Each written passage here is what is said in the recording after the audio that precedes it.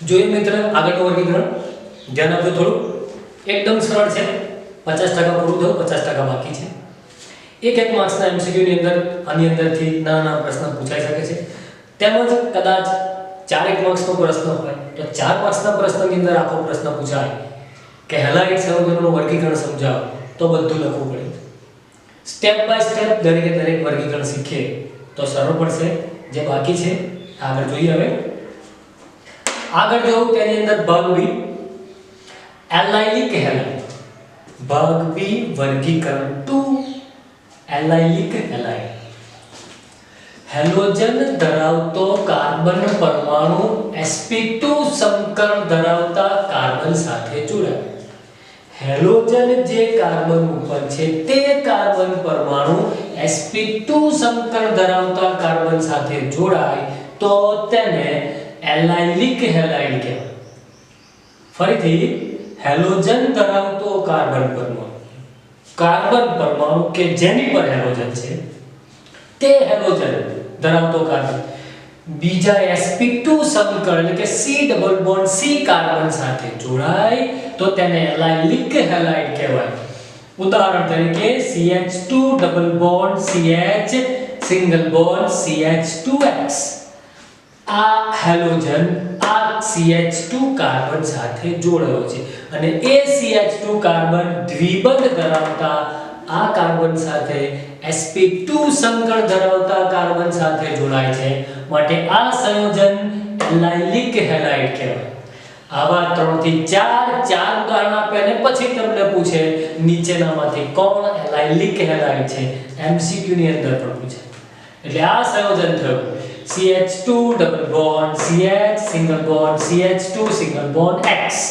Allylic halide હવે જો X ની જગ્યાએ આપણે Cl મૂકીએ હેલોજન મૂકીએ ક્લોરીન તો CH2 double bond CH single bond CH2 single bond CH જેનું IUPAC નામ થાય અને IUPAC નામ માટે સક્રિયતા વધારે ડબલ બોન્ડ ની ગણવામાં આવે માટે ડબલ બોન્ડ તરફથી ક્રમ આપીએ તો 1 2 અને 3 ત્રીજા નંબરના કાર્બન ઉપર હેલોજન છે માટે 3 ક્લોરો દ્વિબંધ છે અને 3 કાર્બન છે 3 કાર્બન એટલે પ્રોપેન પરંતુ દ્વિબંધ છે માટે નિયમ અનુસાર પ્રોપ થશે અને પ્રથમ નંબરના કાર્બન પછી દ્વિબંધ છે માટે 1 ઇન એટલે આ એલાઇલિક હેલાઇડ નું IUPAC નામ થાય 3 ક્લોરોપ્રોપ 1 ઇન હેલોજન ધરાવતો કાર્બન પરમાણુ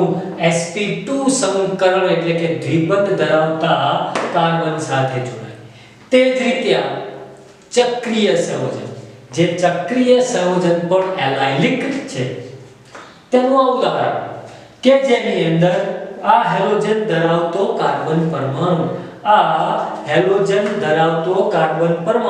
આ દ્વિબંધ ધરાવતા કાર્બન સાથે જોડાય છે એટલે કે sp2 સંકરણ ધરાવતા કાર્બન સાથે જોડાય માટે આ સંયોજન પણ એલાઇલિક કહેવાશે આ છે અચક્રીય આ છે ચક્રીય આ અચક્રીય એલિફેટિક ચક્રીય એલિફેટિક આનું નામ થશે 3-bromocyclohexene એટલે કે દ્વિબંધ તરફથી ક્રમ આપીએ તો આ પ્રથમ કાર્બન બીજો કાર્બન અને ત્રીજા નંબરના કાર્બન પર બ્રોમિન માટે 3-bromocyclohexene અથવા ઘણી વખત 3-bromocyclohex 1 ઇન પણ કહી શકાય એટલે આ બંને થયા એલાઇલિક હેલાઇડના ઉદાહરણ કે જેમાં હેલોજન પરમાણુ ધરાવતો જે કાર્બન છે તે કાર્બનને એલાઇલિક કાર્બન કહેવામાં આવે છે હવે આગળ જોઈએ બેન્ઝાઇલિક હેલાઇડ B પછી C 3 ભાગ હતા A B C હવે C ની અંદર આવશે બેન્ઝાઇલિક હેલાઇડ આ પ્રકારના સંયોજનોમાં હેલોજન પરમાણુ એરોમેટિક વલયની તરત પછીના sp3 સંકરણ ધરાવતા કાર્બન સાથે જોડાય છે એટલે કે બેન્ઝીન ચક્ર સાથે જે આલ્કાઇલ સમૂહ જોડાય તે આલ્કાઇલ સમૂહમાં હેલોજન હોય તો તેને બેન્ઝાઇલિક હેલાઇડ કહેવાય। આ છે બેન્ઝીન ચક્ર, આ છે આલ્કાઇલ સમૂહ અને તેની સાથે જોડાયેલો આ હેલોજન, એટલે આ આખું સંયોજન થશે બેન્ઝાઇલિક હેલાઇડ। અને પુસ્તકમાં આપેલા વાક્ય મુજબ એરોમેટિક વલય પછી તરત sp3 સંકળ ધરાવતું કાર્બન અને તેની સાથે હેલોજન જોડાય તો બેન્ઝાઇલિક હેલાઇડ। હવે આ X ની જગ્યાએ આપણે એક પર્ટિક્યુલર ચોક્કસ હેલોજન પરમાણુ મૂકીએ ક્લોરીન, તો સેમ બંને એક જ છે મિત્રો, બરાબર ધ્યાન આપો। બેન્ઝીન ચક્ર CH2X, બેન્ઝીન ચક્ર CH2X ની જગ્યાએ Cl મૂકીએ। આ છે બેન્ઝાઇલિક હેલાઇડ, હેલાઇડ ની જગ્યાએ આપણે X મૂક્યો, X એટલે હેલોજન, અને એમાં X ની જગ્યાએ Cl મૂકીએ એટલે આ થશે બેન્ઝાઇલ ક્લોરાઇડ। બરાબર ધ્યાન આપજો, જો બેન્ઝીન ચક્ર ઉપર આ પ્રમાણે CH2 હોય, બેન્ઝીન ચક્ર ઉપર આ પ્રમાણે CH2 હોય તો તેને બેન્ઝાઇલ સમૂહ કહેવામાં આવે છે। ક્લોરીન જોડો તો આખું નામ થશે બેન્ઝાઇલ ક્લોરાઇડ, બ્રોમિન જોડો તો નામ થશે બેન્ઝાઇલ બ્રોમાઇડ, આયોડીન જોડો તો થશે બેન્ઝાઇલ આયોડાઇડ। એટલે કે આ chlorine, chloride, bromine, bromide, iodine, iodide, પરંતુ આટલો જે ભાગ છે બેન્ઝીન ચક્ર સહિત CH2 બેન્ઝાઇલ સમૂહ થાય। આ સામાન્ય નામ છે, તેનું પ્રચલિત નામ થાય ક્લોરોફિનાઇલ મિથેન, એટલે કે એક જ કાર્બન સાથે ફિનાઇલ રિંગ જોડાય છે માટે ફિનાઇલ, અને આ એક જ કાર્બન સાથે ક્લોરીન સમૂહ જોડાયો છે માટે ક્લોરોફિનાઇલ મિથેન, એક કાર્બન એટલે મિથેન, ક્લોરીન જોડવા માટે ક્લોરો, ફિનાઇલ રિંગ જોડે માટે ફિનાઇલ, ક્લોરીનમાં C, ફિનાઇલમાં P, જે પહેલું આવે તે ABCD માં માટે ક્લોરીન પહેલા લખ્યું ક્લોરોફિનાઇલ મિથેન, આ થયું તેનું IUPAC નામ। તે જ પ્રમાણે બીજું બેન્ઝાઇલિક હેલાઇડ, તે જ પ્રમાણે બીજું બેન્ઝાઇલિક હેલાઇડ, બેન્ઝીન ચક્ર, તેના પછી તરત sp3 સંકળ ધરાવતો કાર્બન અને આ હાઇડ્રોજન, આ પણ છે બેન્ઝાઇલિક હેલાઇડ। હવે આનું એક ઉદાહરણ જોઈએ। બેન્ઝીન ચક્ર, કાર્બન સિંગલ બોન્ડ Cl, આ કાર્બન સાથે CH3, આ કાર્બન સાથે CH3। નામ થોડું અટપટું છે પણ અઘરું નથી, નામ કેવું છે? અટપટું, અઘરું નથી।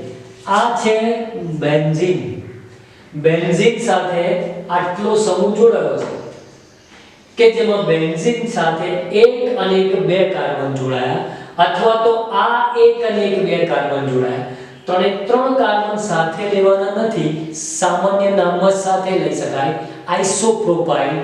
IUPAC નામમાં જે કાર્બન બેન્ઝીન ચક્ર સાથે જોડાયો છે તેને પ્રથમ ક્રમ, એટલે આ પ્રથમ ક્રમ તો આ બીજો ક્રમ થશે, આ પ્રથમ ક્રમ તો આ બીજો ક્રમ, મતલબ કે બે જ કાર્બન ગણાશે, ઉપરનો કાર્બન બીજો અથવા તો નીચેનો કાર્બન બીજો, મતલબ બેન્ઝીન ચક્ર સાથે એક અને એક બે કાર્બન જોડાયા એટલે ઇથેન જોડાયો છે, આ જોડાયો છે ઇથેન।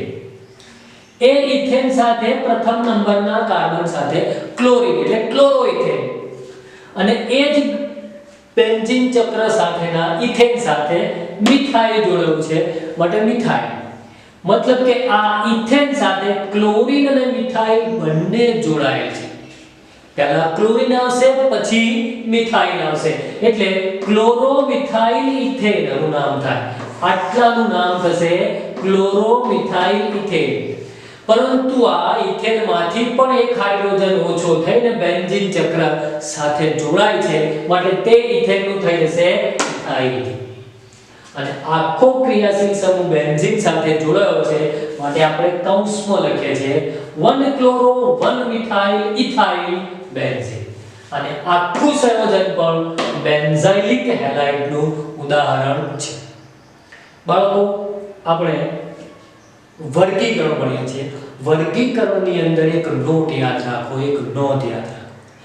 એક હેલોજન હોય તો mono halogen, mono halo alkane, mono halo arene, બે હોય તો ડાય હેલો, ત્રણ હોય તો ટ્રાય, ચાર હોય તો ટેટ્રા, પાંચ હોય તો પેન્ટા. પરંતુ ત્રણ કે તેથી વધુ હેલોજન હોય, ટ્રાય, ટેટ્રા, પેન્ટા, હેક્સા, તો તેવા સંયોજનો, ત્રણ કે તેથી વધુ હેલોજન વાળા સંયોજનોને પોલી હેલોજન સંયોજન કહેવામાં આવે છે.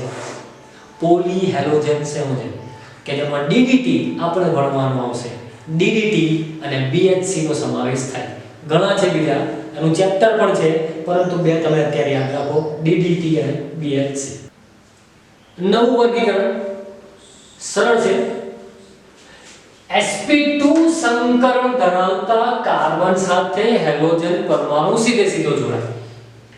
એટલે કે દ્વિબંધ ધરાવતા કાર્બન સાથે હેલોજન સીધો જોડાશે. sp2 સંકરણ દ્વિબંધ ધરાવતો કાર્બન. આ પ્રકારની અંદર પણ, આ વર્ગીકરણની અંદર પણ પાછા બે પ્રકાર છે. એટલે કે sp2 સંકરણ સાથે હેલોજન સીધો જોડાય, તેમાં પણ પાછા બે વર્ગીકરણ, બે પ્રકાર છે. પહેલું વિનાઇલિક હેલાઇડ. વિનાઇલિક હેલાઇડ આ પ્રકારમાં હેલોજન સીધો જ દ્વિબંધ ધરાવતા કાર્બન સાથે જોડાય. ઉદાહરણ વિનાઇલિક હેલાઇડનું ઉદાહરણ CH2 ડબલ બોન્ડ CHCl. આ દ્વિબંધ ધરાવતો કાર્બન. દ્વિબંધ એટલે એક પાઈ બંધ અને એક પાઈ બંધ એટલે sp2 સંકરણ. દ્વિબંધ એટલે એક પાઈ બંધ એટલે sp2 સંકરણ. અને તેની જોડે સીધો જ હેલોજન જોડાયો છે, ક્લોરીન, માટે તેનું નામ થશે વિનાઇલ ક્લોરાઇડ. તેનું નામ થશે વિનાઇલ ક્લોરાઇડ. જે ઔદ્યોગિક નામ છે, જે PVC પોલી વિનાઇલ ક્લોરાઇડ બનાવવા માટે ઉપયોગી છે. આપણે તેના માટે શબ્દ વાપરીએ છીએ. PVC ની પાઇપો લાવવાની છે, ઇલેક્ટ્રિક ફિટિંગ કરવાનું છે, PVC ની પાઇપો લાવવાનું છે, નળ ફિટિંગ કરવાનું છે, તે જ PVC અને તેનો એક મોનોમર ઘટક છે આ વિનાઇલ ક્લોરાઇડ. અને તેનું IUPAC નામ છે 1-ક્લોરોઇથીન. કારણ બે કાર્બન એટલે ઇથેન, દ્વિબંધ એટલે ઈન પ્રત્યય ઇથીન, અને એના પ્રથમ નંબરના કાર્બન પર ક્લોરીન એટલે 1-ક્લોરોઇથીન IUPAC નેમ, અને વિનાઇલ ક્લોરાઇડ ઔદ્યોગિક નેમ, પ્રચલિત નેમ. તે જ પ્રમાણે બીજું સાયક્લિક. આ ચક્રીયની અંદર પણ જોઈએ છે કે આ બંને કાર્બન વચ્ચે દ્વિબંધ છે, અને દ્વિબંધ ધરાવતા કાર્બન સાથે હેલોજન ક્લોરીન સીધો જ જોડાયો છે.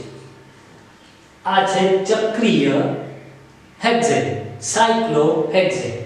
દ્વિબંધ એટલે સાયક્લોહેક્સેન, અને સાયક્લોહેક્સેનના પ્રથમ કાર્બન પર ક્લોરીન 1-ક્લોરોસાયક્લોહેક્સેન, નામ પૂરું.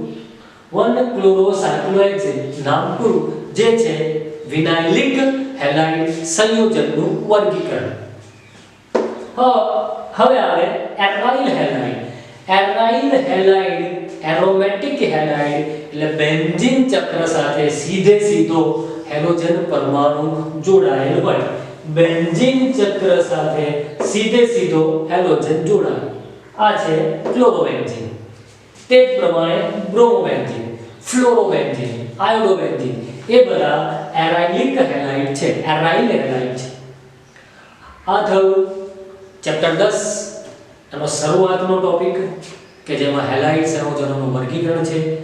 લગભગ જ આખું વર્ગીકરણ પૂછાય, નથી જ પૂછાતું, ના જ પૂછાય એવું નથી, પરંતુ તેમાંથી ટૂંકા પ્રશ્ન અને MCQ તેમજ 1 માર્ક અને 2 માર્કના પ્રશ્ન પૂછાય.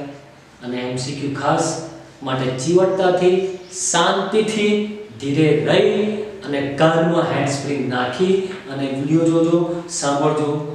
આવડશે ફરી રિપીટ કરજો, ફરી આવડશે. જેટલું રિપીટ કરશો, જેટલું ધ્યાનથી જોશો, એટલું વધારે આવડશે. નમસ્તે, આભાર.